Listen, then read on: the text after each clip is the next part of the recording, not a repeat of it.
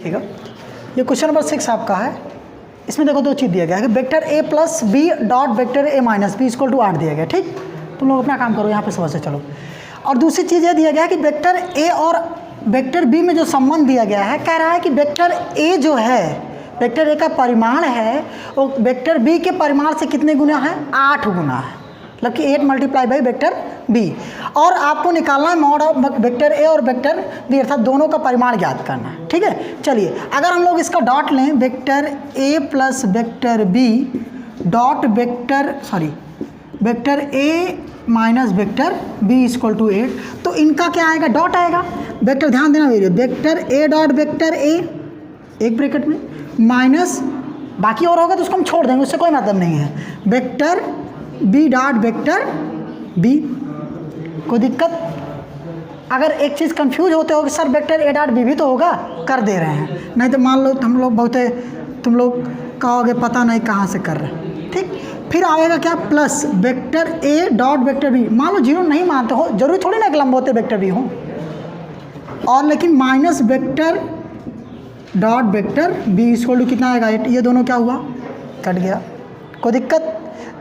अब यहाँ पे देखो वेक्टर ए डॉट ए, इसका मतलब क्या होगा? मॉड ऑफ वेक्टर ए का होल स्क्वायर। क्या हो जाएगा? मॉड ऑफ वेक्टर ए का। कैसे? देखो बात समझ लो। यहाँ पे जब वेक्टर ए डॉट बी निकालते हैं तो क्या लिखते हैं? Mod of vector A into mod of vector B. एक सेकंड लिख ले, अगर समांतर है तो 0 मान लें, उनके बीच का कोड कितना है? 0 है। अब ऐसे अगर vector A dot vector A लिखे तो क्या लिख सकते हैं? Mod of vector A into mod of vector A, आ जाएगा मॉड ऑफ वेक्टर ए का होल स्क्वायर। कोई दिक्कत? बोलो, कोई समस्या तो नहीं है ना? चलिए इस बात को यहाँ पे नोट करिएगा, तो इतना ध्यान दीजिएगा यहाँ पे। अब आगे देखो, ऐसे ही माइनस में वेक्टर बी डॉट का होल स्क्वायर इक्वल टू 8। एक बात बताओ, वेक्टर ए के स्थान पर हम लोग क्या रख सकते हैं? 8 वेक्टर बी का होल स्क्वायर रख सकते हैं, नहीं रख सकते हैं? माइनस वेक्टर बी का होल स्क्वायर इक्वल टू 8। आवा कितना है भैया? 64 वेक्टर बी का whole square minus vector B का होल स्क्वायर इक्वल टू 8। आया कितना? 63 वेक्टर बी का होल स्क्वायर इक्वल टू 8। आएगा कितना? Vector B square equal to 8 upon 63, और वेक्टर बी इक्वल टू कितना आ जाएगा? Under root 8 upon 63। आएगा कि नहीं आएगा? अगर वेक्टर ए की बात करेगा तो 8 इसे मल्टीप्लाई हो जाएगा वेक्टर बी, क्योंकि 8 वेक्टर बी में यही आपका आंसर हो जाएगा। साथ ही रहता है, सॉल्व ज़्यादा नहीं किया है, देख लो। क्वेश्चन नंबर देखो 7वां नंबर क्या कह रहा है कि दो वेक्टर दिए गए हैं, 3 vector A minus 5 vector B, dot निकालना है 2 vector A plus 7 vector B का। ठीक है, बात समझ रहे हो? अब यहाँ पे ध्यान दीजिएगा, जब निकालने चलेंगे तो इसका आएगा 3 वेक्टर ए का ए के साथ, आएगा कि नहीं आएगा? और इसमें और कुछ कह तो नहीं रहा है, का मान ज्ञात करना है। ठीक है, 1 मिनट।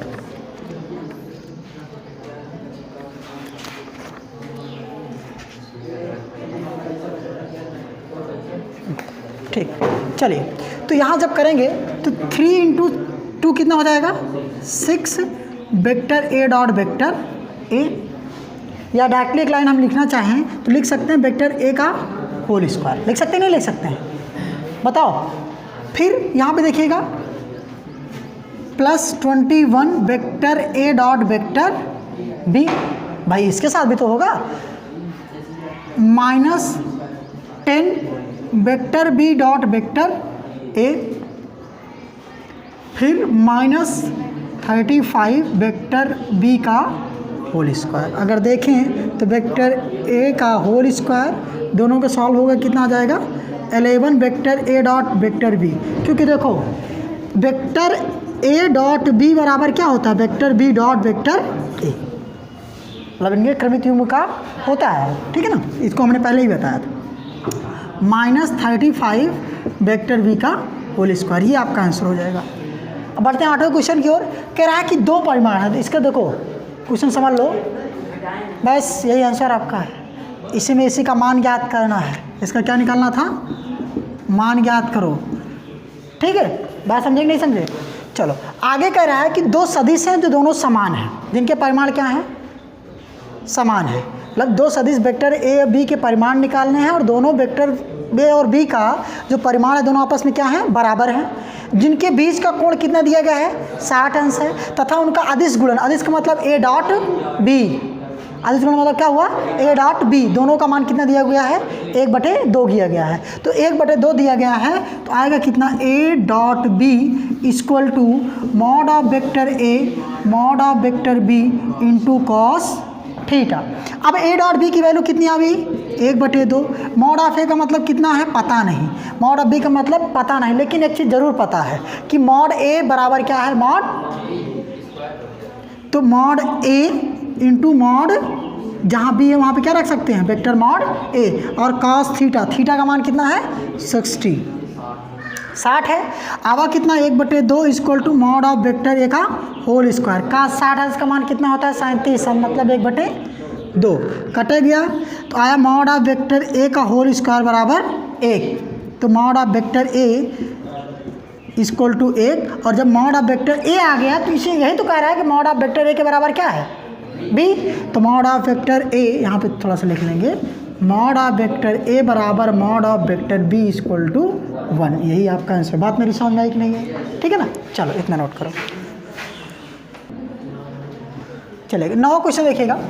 कह रहा है कि वेक्टर ए आपको जो सदिश दिया गया है, वेक्टर सदिश कौन सा सदिश है? मात्रक सदिश है। मात्रक सदिश कहने का तात्पर्य हो कि उसका परिमाण कितना दिया गया है? 1 दिया गया है। आपको दे एक समीकरण, मान लीजिए कि इक्वेशन आपको दे रखा है कि X vector X minus vector A dot vector X plus vector A equal to कितना है? 12 है। ठीक है, 12 दिया गया है। जब 12 दिया गया तो आपको मॉड ऑफ वेक्टर एक्स का मान निकालना है। ठीक है, तो हम लोग डॉट जब निकालते हैं तो देखे थे वेक्टर, अभी ऐसे लिख लें एक बार, vector A dot vector X plus vector A equal to कितना आता है बच्चा? अब दोनों का जब लिखें तो वेक्टर मॉड ए का क्या आएगा? Whole square minus vector A का क्या आएगा? Whole square. देखो बीच वाला जो मिलता है दोनों कटते हैं। ठीक है, यहाँ से बात आप समझ लीजिएगा। आया कितना? 12। अच्छा, ये मात्रक सदिश है भैया, जब वेक्टर ए मात्रक सदिश है उसका स्क्वायर भी करेंगे वो भी क्या होगा? 1 होगा।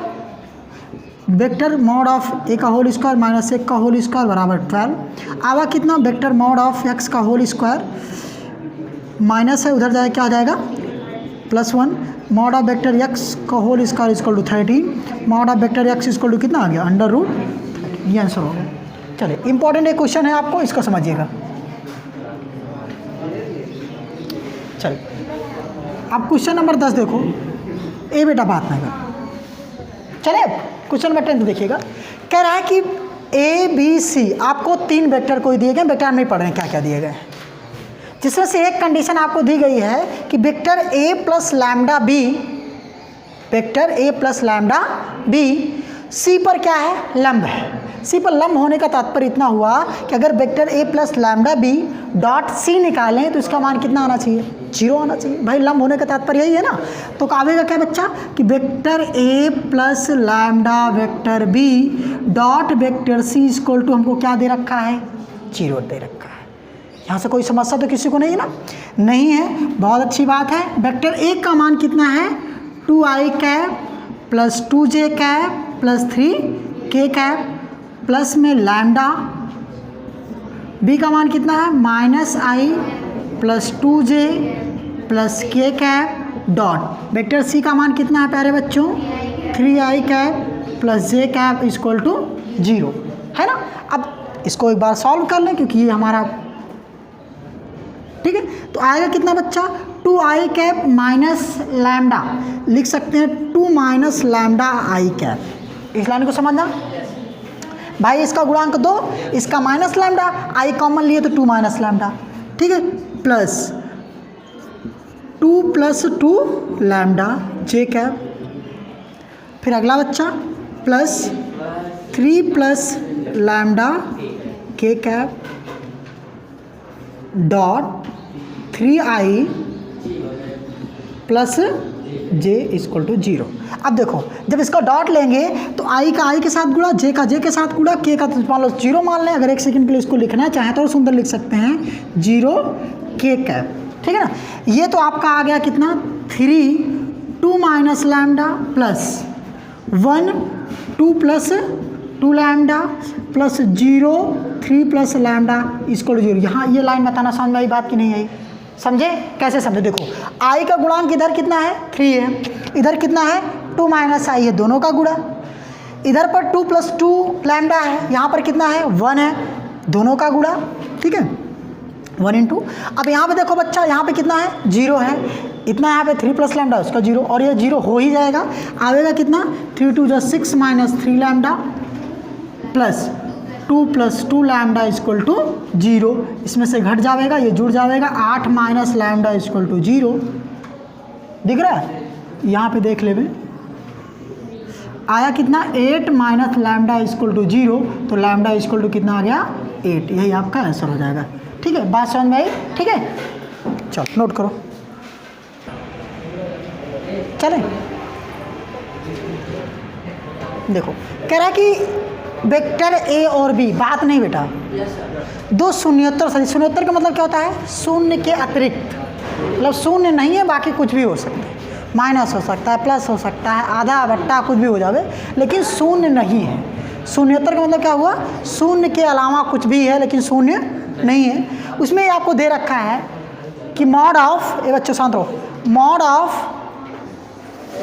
Mod of vector A vector B plus mod of vector B into vector A, फिर mod of A into vector B minus mod of vector ए।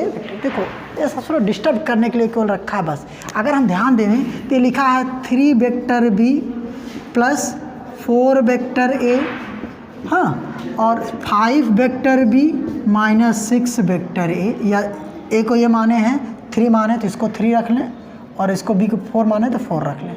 कहने का मतलब ये संख्या है, जो मॉड दिया गया ये क्या है? कोई ना कोई परिमाण है, अंकित आता है, जो जैसा उसको गुणा करा कर उसे रख लेंगे। बात समझ? जब इसका कराते अभी 1 सेकंड के लिए 3 3 का 9 कराएं, बी डॉट बी करा लें, 4 से करा लें, ए डॉट ए करा लें, है ना? तो बात यहाँ पे मेरी कहने का तात्पर्य बात समझे नहीं? फिर देखो कह रहा है कि ए और बी शून्योत्तर है, और इसमें दो आपको इस फॉर्म में दिया गया, जैसे ए प्लस लैम्डा बी अभी निकाले थे ना, दो वेक्टरों के, पहले वेक्टर का मॉड, दूसरा वेक्टर प्लस, मतलब वेक्टर ए का mod vector B plus vector B vector A, vector B का मॉड वेक्टर ए, ऐसे ही vector A vector B minus vector B vector A. कह रहा है कि दोनों आपके लंबवत हैं। क्वेश्चन आपको कह रहा है दिखाना है कि दोनों के दर्शाना है। अरे यार लंबवत हैं, दिखाना है, कह रहा है, बात एक ही तो है, सिद्ध करना है हमको। हम मानेंगे कि लंबवत कब होगा? जब इन दोनों का डाट निकालें तो क्या आ जाए? 0 के बराबर आ जाएगा, तब तो वो लंबवत होगा। 0 नहीं है, 0 के बराबर लाना है, 0 आएगा तो लंबवत होगा, 0 नहीं आएगा तो लंबवत।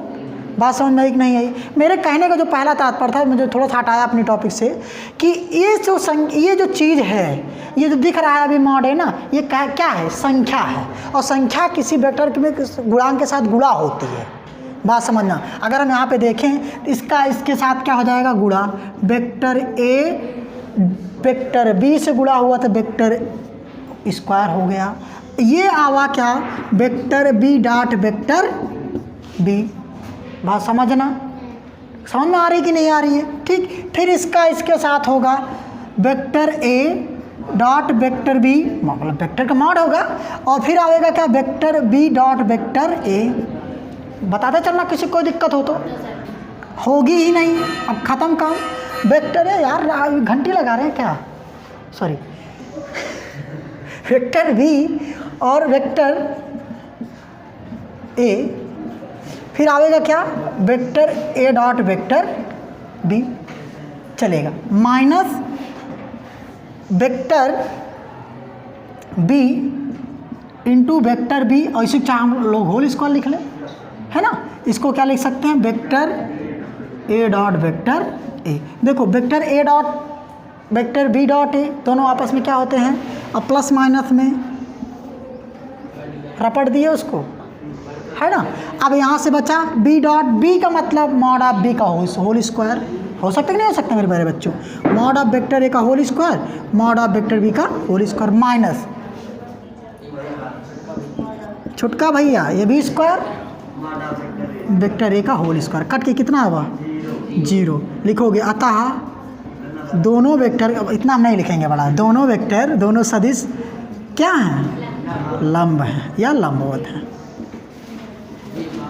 ठीक है, बात समझ में आ गई? फिट हो गया दिमाग में? चलो बताना भी। हाँ देखो, कह रहा है कि vector A dot vector A equal to 0 है, तो vector A dot vector B equal to भी 0 है। तो आप सदिश, कह रहा है सदिश बी के बारे में आप क्या कहना पसंद करोगे? सदिश बी क्या कहोगे आप लोग? क्या निष्कर्ष निकालोगे? देखो पहला चीज सुन लो, वेक्टर ए डॉट ए का मतलब क्या हुआ? शून्य हो गया, 0 हो गया। वेक्टर ए डॉट ए का 0 होने का मतलब है कि मॉड ऑफ वेक्टर ए का होल स्क्वायर इक्वल टू 0, मतलब mod of vector A equal to, कहने का मतलब उसका परिमाण आ गया क्या? 0। वेक्टर ए का परिमाण 0 मतलब वो एक शून्य सदिश है। वो क्या है? शून्य सदिश है कि नहीं है? है ना। अब एक्चुअली एक चीज़ बताओ, अगर vector A dot vector B निकाला जाए तो क्या आएगा? Mod of vector A into mod of vector B into something cos theta, कुछ भी हो सकता है दोनों के बीच में कोण, है ना। लेकिन एक चीज़ बताओ, अगर ये वेक्टर ए अभी मॉड 0 ना होता तब हम लोग कहते कि वेक्टर ए और बी दोनों परस्पर क्या है? लंब है।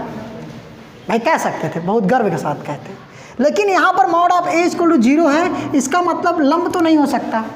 हो भी सकता है लेकिन कैजुअलिटी है कि यहाँ पे लंब हम इसको फिक्स नहीं कर सकते। तो यहाँ से हम मान सकते हैं कि वेक्टर बी, अच्छा बताओ, दो वेक्टरों का गुणनफल 0 होने का तात्पर्य मतलब वेक्टर बी का मान शून्य नहीं हो सकता, पहला चीज़, क्योंकि शून्य के अलावा भी हो सकता है, मतलब कुछ भी हो सकता है। अब बात यहाँ पे समझना कैसे, जैसे मान लो दो संख्याओं का गुणनफल 0 आता है, उसके 3 प्रारूप बनते हैं। क्या? पहला, या तो पहला अर्थात m1 0 हो, n का मान कुछ हो, या दूसरा n का मान 0 हो, या हम मान लें कि m भी 0 है, और तो हम लोग शून्य को क्या कह, बी को क्या कह सकते हैं? कुछ भी हो सकता है, अर्थात बी वेक्टर आपका कोई भी सदिश हो सकता है। कौन सा सदिश? कोई भी सदिश हो सकता है, चाहे जैसा सदिश हो। बात समझ गए होगे ना कि वेक्टर ए अगर 0 है मॉड, तो बी का मान कुछ भी होवे, 0 से गुणा कराओगे 0 आएगा ही आएगा, तय है। ठीक है ना, बात समझे। कोई वेक्टर हो सकता है, एक दूसरे के किसी कोण पर हो सकते हैं। अगर कोण पूछता तो उसको क्या कर सकते थे? किसी भी कोण पर एक दूसरे से हो सकते थे। शायद बात समझ में आ गई होगी, इतना नोट करिएगा। चलिए।